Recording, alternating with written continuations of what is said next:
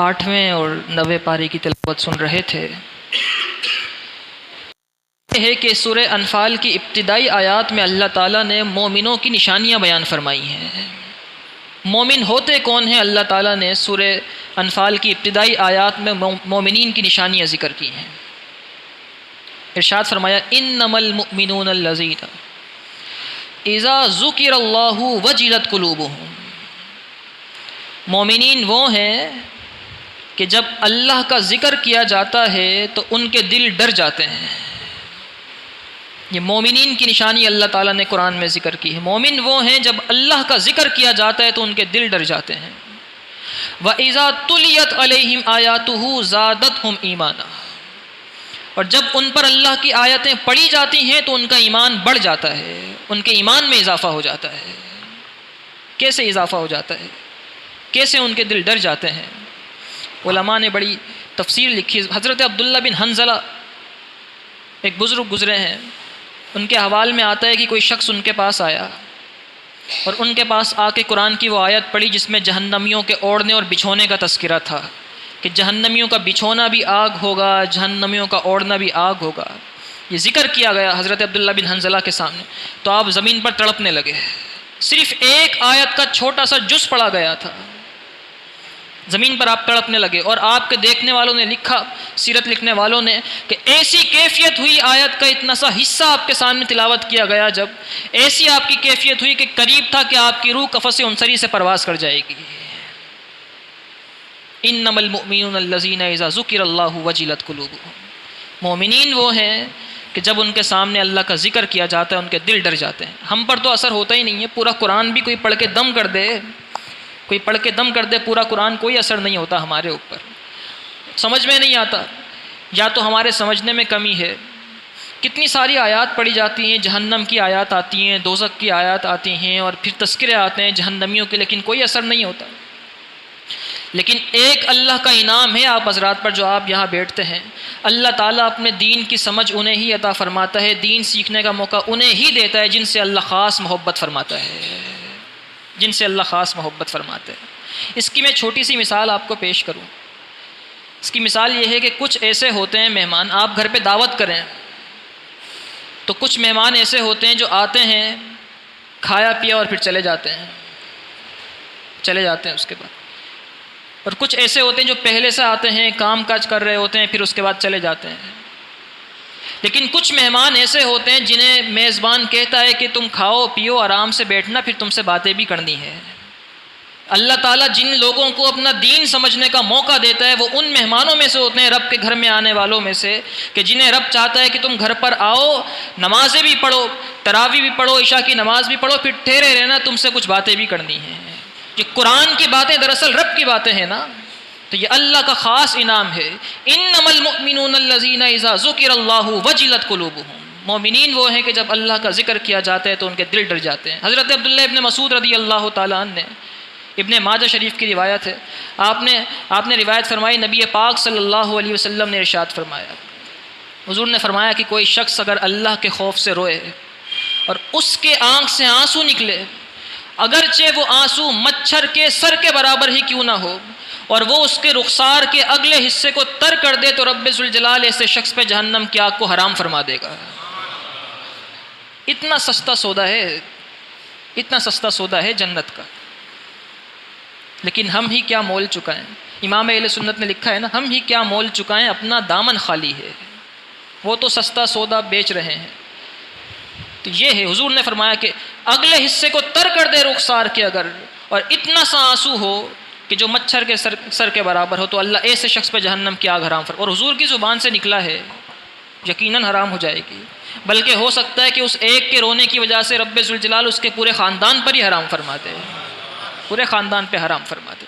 اور پھر یہ اللہ کی خاص رحمت ہوتی ہے، اللہ جسے چاہتا ہے اپنے دین کی سمجھ اور بوجھ عطا فرماتے ہیں۔ بالخصوص قرآن کی سمجھ اللہ تعالیٰ ہر ایک کو عطا نہیں فرماتا، قرآن سمجھنے کا موقع بھی ہر ایک کو عطا نہیں فرماتا، اور پھر جسے جتنا بڑا مقام اور مرتبہ دینا ہوتا ہے رب اسے اس کے حساب سے ہی قرآن کی سمجھ عطا فرماتا ہے۔ اور رب ذوالجلال کی معرفت حاصل کرنے کا سب سے اچھا طریقہ یہ ہے انسان قرآن سیکھنا شروع کر دے، قرآن سمجھنا شروع کر دے، رب کی معرفت حاصل ہوتی چلی جائے گی۔ اس کا کلام ہے نا، اس کا کلام ہے۔ اسی لیے. اور پھر ایک اور بات بھی ہے، کلاس میں سارے اسٹوڈنٹس ہوتے ہیں، کلاس میں سب پڑھ رہے ہوتے ہیں، سارے شاگرد ہوتے ہیں، لیکن کچھ خاص ایسے طلباء ہوتے ہیں جنہیں استاد چاہتا ہے کہ یہ ایسے نہ اٹھ کے جائیں، ان کو ہر بات سمجھ میں آنی چاہیے، ان سے مستقبل میں کام لینا ہے. تو نمازیں پڑھنے سب آتے ہیں، لیکن کچھ خاص ایسے منگتے ہوتے ہیں جسے رب چاہتا ہے کہ ان سے آگے کام لینا ہے، انہیں قرآن سکھا دیا جائے. وما توفیقی الا باللہ العلی العظیم، توفیق تو اللہ کی طرف سے ہی ہے. اور سیدی غوث پاک رضی اللہ تعالیٰ، میں نے کہا نا کہ اللہ جسے چاہتا ہے، جسے جتنا بڑا مقام دینا چاہتا ہے، پھر اسے قرآن کی سمجھ عطا فرماتا ہے، پھر اس کی زبان میں بھی تاثیر رکھ دیتا ہے، پھر اس کے کلام میں بھی قرآن کی باتیں آنا شروع ہو جاتی ہیں. سیدی غوث اعظم رضی اللہ تعالیٰ، ایک مجلس میں آپ موجود تھے اور ایسے ہی درس قرآن کی مجلس تھی، قرآن کی تفسیر بیان کی جا رہی تھی. تو اور حضرت علامہ جوزی، ابن جوزی تفسیر بیان کر رہے تھے. ابن جوزی نے تفسیر بیان کرتے ہوئے کہا کہ میں نے یہ ایک آیت پڑھی ہے، اور اس ایک آیت کی علامہ ابن جوزی نے 3 تفاسیر بیان فرمائی مختلف طریقے سے. ایک آیت کی 3 تفسیریں ذکر کی، اور پھر انہوں نے کہا مجمع سے کہ دیکھو میں نے قرآن کی ایک آیت پڑھی اور ایک آیت کی 3 تفسیریں بیان فرمائی. تم میں سے کوئی ہے جو اس سے زیادہ علم رکھتا ہو؟ میرے خیال میں تم میں سے کوئی ایسا نہیں ہوگا کہ جو اس سے زیادہ جانتا ہو. تم تو قرآن کی ایک آیت کی تفسیر نہیں بیان کر سکتے، میں نے 1 نہیں 2 نہیں 3 بیان کی ہیں. تو اس کا مطلب یہ ہوا کہ روئے زمین پر مجھ سے بڑا عالم نہیں ہے اور تم لوگوں کو اس سے زیادہ علم حاصل نہیں ہے. اگر تم میں سے کسی کو آتی ہے قرآن کی اس سے زیادہ تفسیر تو ذرا کھڑا ہو مجھے بتائے. سیدی غوث پاک اس مجلس میں موجود تھے، آپ کھڑے ہوئے اور آپ نے فرمایا آپ نے صرف 3 تفاسیر بیان فرمائی ہیں، اب ذرا میں بیان کرتا ہوں. پھر سیدی غوث پاک نے قرآن کی اسی آیت کی تفسیر بیان کرنی شروع کی، اور وہ نہیں جو پہلے بیان کی جا چکی تھی، اس کے علاوہ بیان کرنا شروع کی. ایک بیان کی، دوسری بیان کی، تیسری بیان کی، چوتھی بیان کی، 10 تفاسیر بیان کر دی. پھر آپ نے 20 اسی آیت کی تفسیر بیان کی. ہم تو بسم اللہ الرحمن الرحیم کو سمجھنے سے قاصر ہیں نا، ہم تو بسم اللہ کی تفسیر نہیں جانتے. آپ نے اسی ایک آیت کی جس پر ابن جوزی کہہ کر یہ ٹھہر گئے تھے کہ اس کے بعد کوئی روئے زمین پر علم والا ایسا نہیں جو اس کے بعد بیان کر سکے. سیدی غوث پاک نے 10 20 30 آپ کی سیرت لکھنے والوں نے لکھا کہ اسی ایک آیت کی سیدی غوث پاک نے 40 تفاسیر بیان فرمائے. اللہ جسے چاہتا ہے قرآن کا علم عطا فرماتا ہے. اور پھر اس کے بعد یہیں پر ختم نہیں ہوا، سیدی غوث پاک بیان فرما رہے تھے نا، آپ نے اس کے بعد کہا یہ تو تھا کال، یہ تو تھی باتیں کال تھا، یہ تو کال سے میں تفسیر بیان کر رہا تھا. اب چلو کال چھوڑ کے حال پہ آتے ہیں. اور پھر آپ نے یہ فرمایا بسم اللہ الرحمن الرحیم. صرف بسم اللہ پڑھنا تھا آپ کا. آپ کی سیرت لکھنے والوں نے لکھا کہ مجمع میں جتنے لوگ تھے انہوں نے اپنے کپڑے پھاڑ دیے، اور 70 افراد کی روحیں قفس انصری سے پرواز کر گئی. انما المؤمنون الذین اذا ذکر اللہ وجلت قلوبهم. مومنین وہ ہیں کہ جب ان کے سامنے اللہ کا ذکر کیا جاتا ہے تو ان کے دل ڈر جاتے ہیں. وَإِذَا تُلِيَتْ عَلَيْهِمْ آيَاتُهُ زَادَتْهُمْ إِيمَانًا. اور جب ان پر آیات تلاوت کی جاتی ہیں اس کی تو ان کا ایمان اور بڑھ جاتا ہے. وَعَلَىٰ رَبِّهِمْ يَتَوَكَّلُونَ. اور وہ اپنے رب پر توکل کرتے ہیں.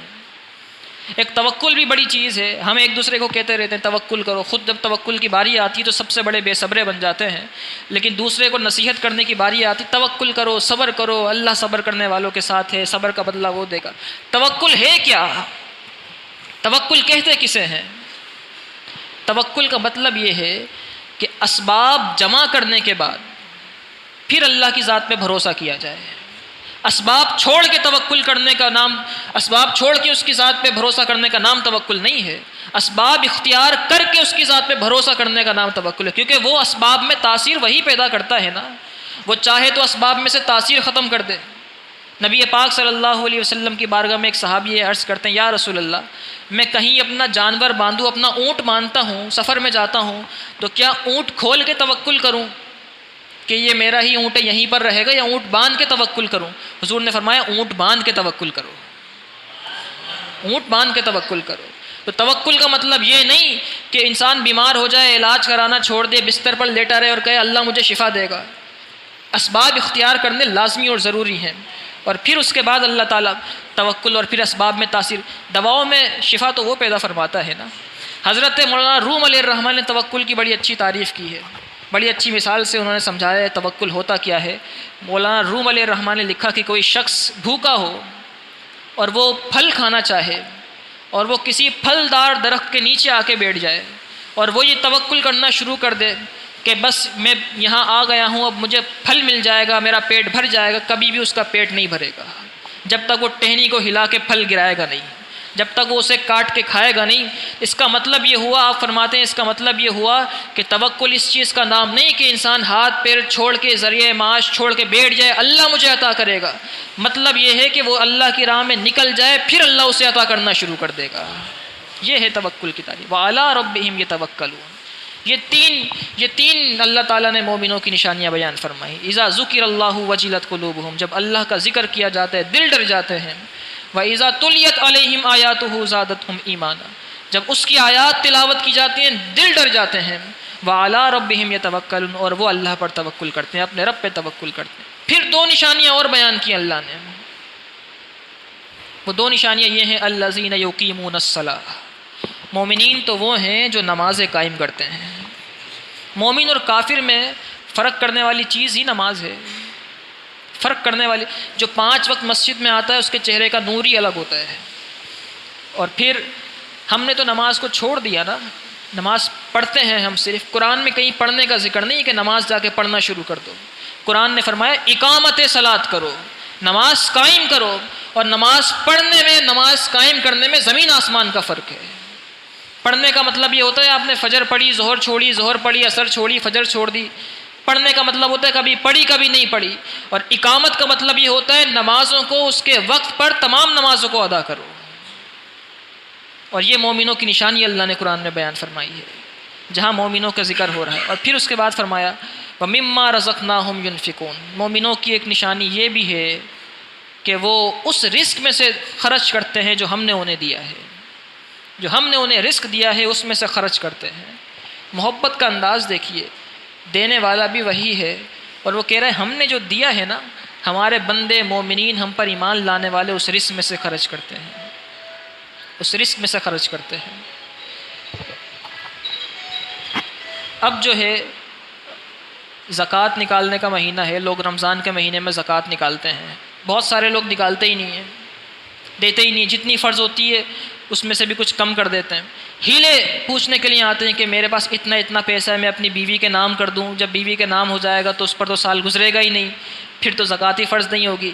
اس طرح کے پوچھنے، پھر ایسا کروں کہ میں اپنے بچوں کے نام کر دوں کیونکہ میرے پاس اتنے پیسے ہیں، اگر بچوں کے نام کروں گا تو کچھ زکوٰۃ نکلے گی، باقی بچ جائیں گی، اس طرح کر سکتا ہوں نہیں کر سکتا۔ اس طرح ہیلے نہیں کرنے چاہیے، ہو سکتا ہے ہیلوں سے پیسہ ہی نکل جائے سارا۔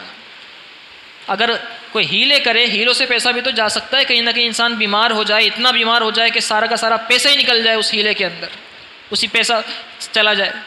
خرچ کرے اللہ کی راہ میں، اور اس کی راہ میں دیا ہوا پیسہ وہ کبھی ضائع نہیں ہوتا، واپس لوٹ کر ضرور آتا ہے۔ دنیا میں تو ملتا ہی ہے، ریٹرن آخرت میں بھی ملتا ہے، آخرت میں بھی ملتا ہے۔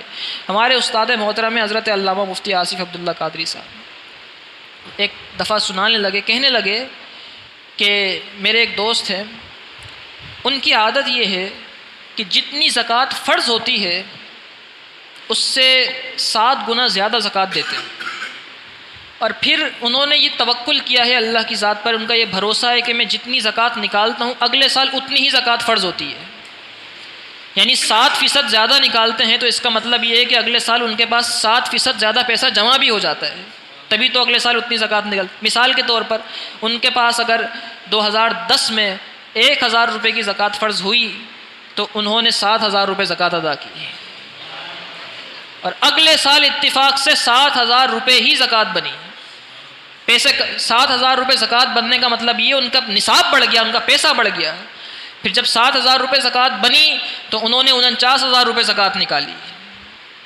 وَمِمَّا رَزَقْنَاهُمْ يُنْفِقُونَ، اسی نے دیا ہے نا، اسی کی، اور پھر اتفاق سے اس کے اگلے سال بنی ہی زکوٰۃ 49000 روپے ہے۔